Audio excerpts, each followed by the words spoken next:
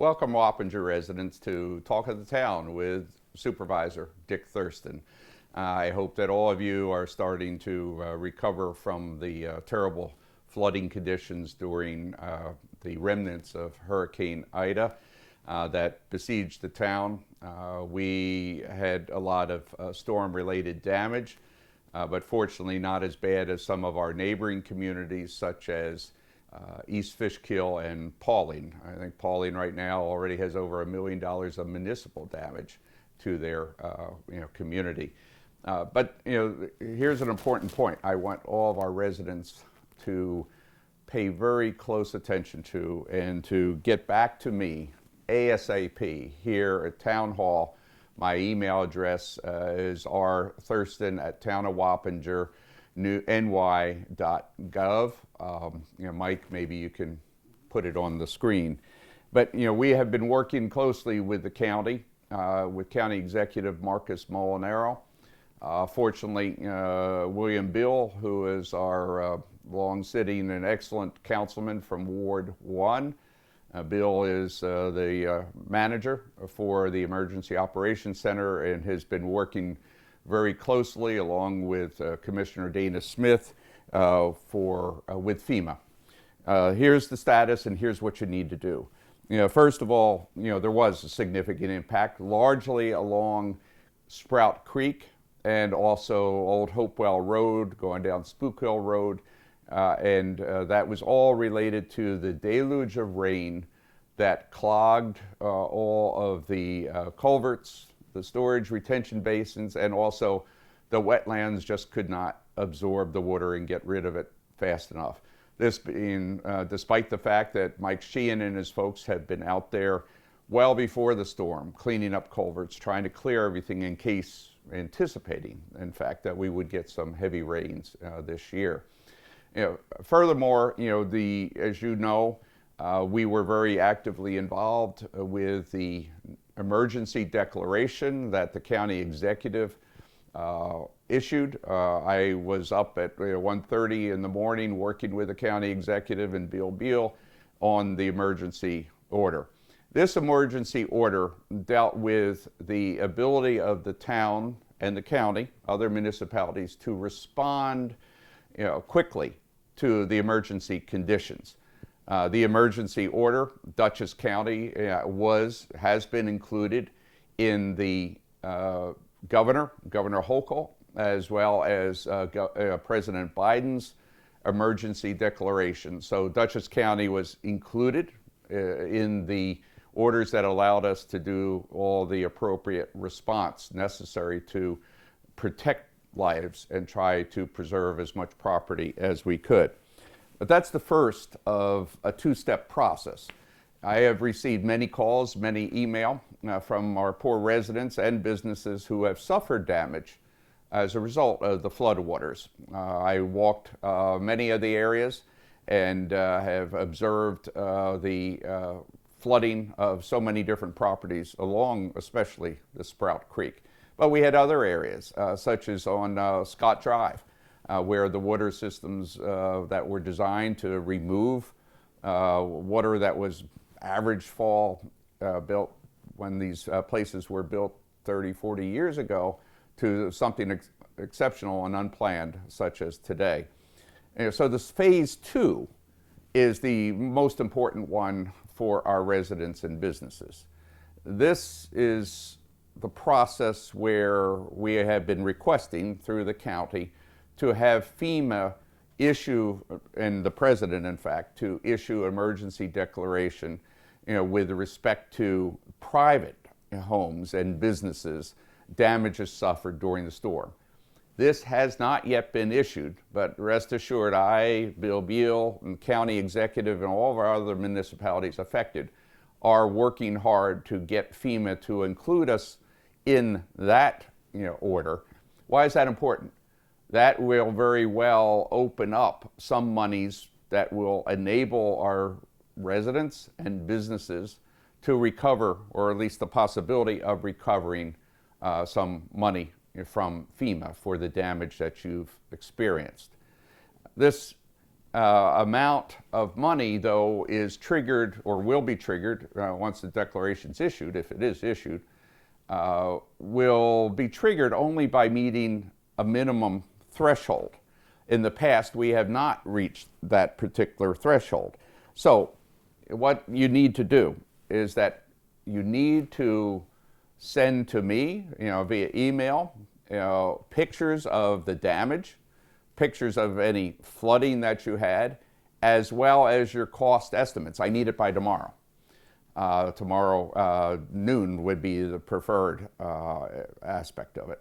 However, since the declaration is not issued, we may still have some lead time. But I need to document both by photos and documentation like receipts for any costs that you have incurred or estimated costs to repair.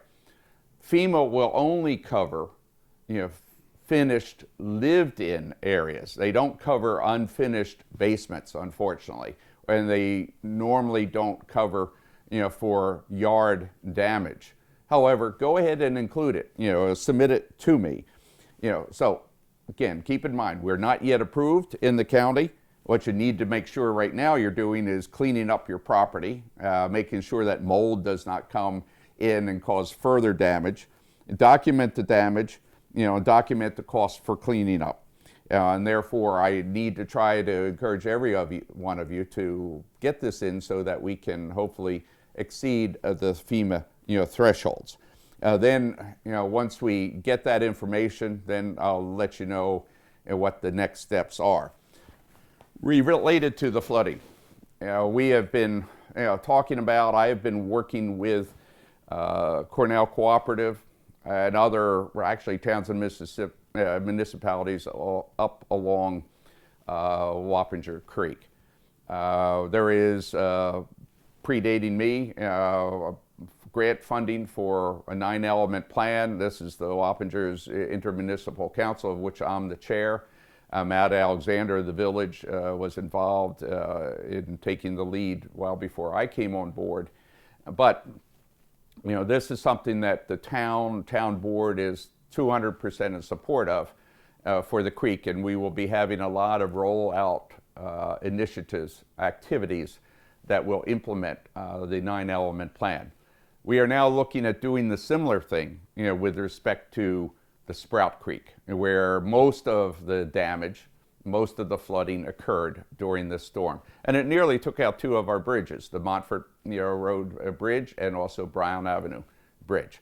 So where parks, were flooded along that whole expanse of the creek. A creek needs to be dredged, needs to be maintained. And so we're looking at grant money. At the board meeting on Monday night, I have as an agenda item discussion of the flooding, and also I will be announcing the creation of a working committee that will assist me in obtaining the additional funding, additional research for this. I will be asking that Councilman Al Casella, who resides in the 4th Ward, where most of the damage occurred, serve as co-chair with me on that particular committee. So the flooding is very important. A lot of the old berms that used to be in place are no longer in place. Also, any of the village residents that are listening to this, please, if you experienced any damage, submit it immediately to your mayor, Rick Serino. This information needs to get out throughout the community, so please spread it by word of mouth. I can't emphasize how important it is. So we will be taking continue to take really a very proactive steps in trying to further ensure the protection of a lot of the community, and particularly the replacement of a lot of the berms that once existed but have disappeared. So stay tuned for a lot more discussion. I'll talk a little bit about this also at the board meeting on Monday night. Turning to some other activities, a reminder, this Saturday is the 20th anniversary of 9/11. And this very solemn event, we will hold our 20th anniversary ceremony out at Sergeant Palmatier Park. That will begin at 8:30. Further information will be forthcoming, but please come on out. Also that night, the village of Wappinger Falls will be holding a candlelight service. So I encourage residents to come out to both events, but stay tuned for further word on it. But it will start at 8:30. We'll have a lot of patriotic activities during the event.